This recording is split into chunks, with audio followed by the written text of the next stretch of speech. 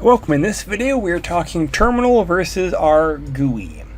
So again, the main objectives, looking at the CLI, looking at the GUI, both of Kali, so we can get a better understanding of what's going on. So by default, Kali will use the XFCE for its default graphical interface. However, during installation, you can choose no GUI, GNOME, or KDE. And the nice thing is, after the fact, you can install other options for additional GUIs. So just keep in mind that with each iteration of additional resources for our GUIs, different features and different functions, the more prettier they look, the more graphical they look, all of that consumes more and more resources. So do keep that in mind. The interesting part is Kali has a very in-depth command line terminal, and it's never going away. So the program handling your input and output is called a shell, for example.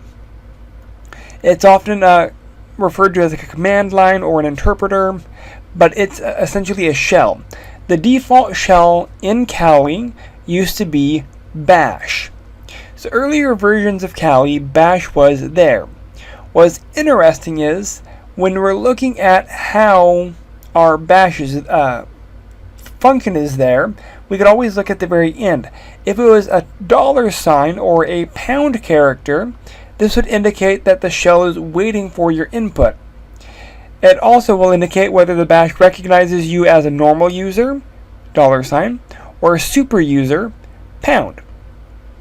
With Kali 2021, it actually has a new shell, and the new shell is called Z shell.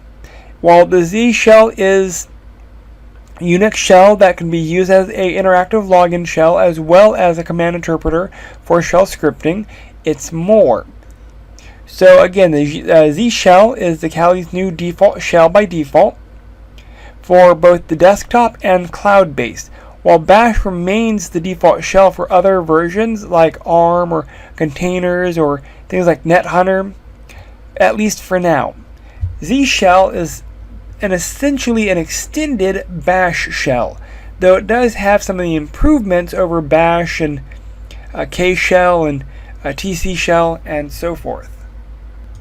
Alright, so I actually have my Kali app. I already logged in. Graphical user interface is what we can visually see.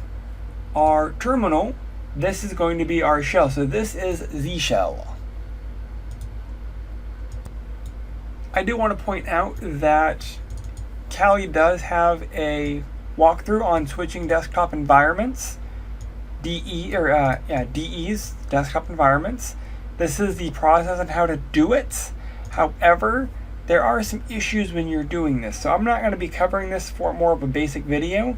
I just wanted to point out that you can do it, and if you wish to, Kali.org does have the resources on how to get that done. So any questions, please feel free to reach out. Thank you.